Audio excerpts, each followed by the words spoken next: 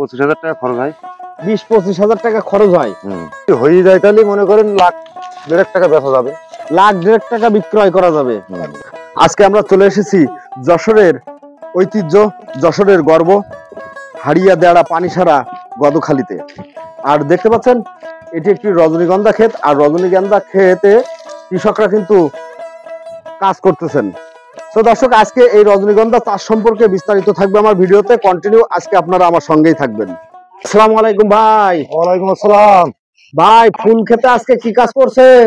পাশনি টানছি। পাশনি টানছেন, আগাছা পরিষ্কার করছেন? হ্যাঁ, আগাছা পরিষ্কার করছি। এটা কি ফুলের ক্ষেত ভাই? এই হচ্ছে রজনী আর ভুট্টা। রজনী আর ভুট্টা। তো এই রজনী কতদিন পূর্বে আপনারা এখানে রোপণ করেছিলেন? মনে করেন 1-1.5 বছর।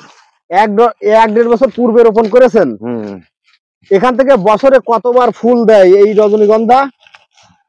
মাটি ভালো হলে 12 মাস হয়। 12 মাসই হয়ে থাকে। তো একটি গাছ থেকে 12 মাসই ফুল পাওয়া যায়।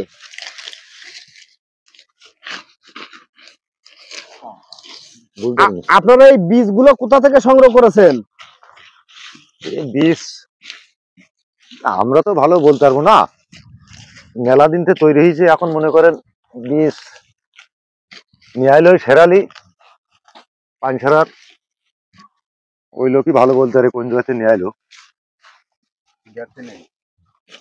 এখন সেই থেকেই চাষ হচ্ছে আল্লাহর রহমতে।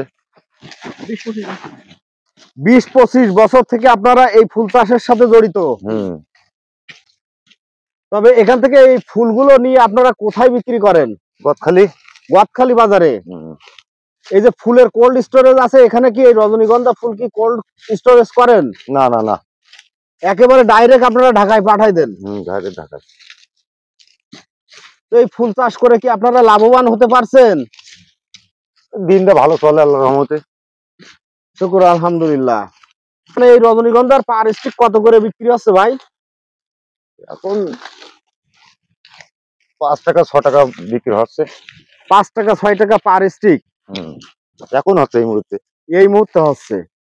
তো রমজান মাসে আরো কমে যাবে। হ্যাঁ, রমজান মাস হলে কমে যাবে। তো এখানে কতটুকু এই ক্ষেতটা ভাই?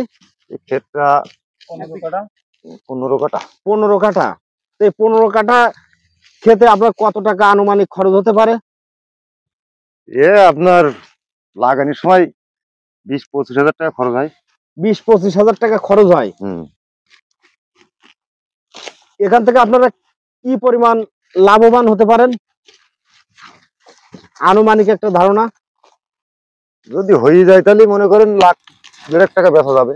লাখ 1.5 টাকা বিক্রয় করা যাবে এক বছরে। তো এই 1 বছরে একবারই লাগাইতে হয়? হ্যাঁ, একবারই লাগাতে। কিন্তু মাসে মাসে টানতে হয়? প্রতি মাসে একবার করে টানতে হয়।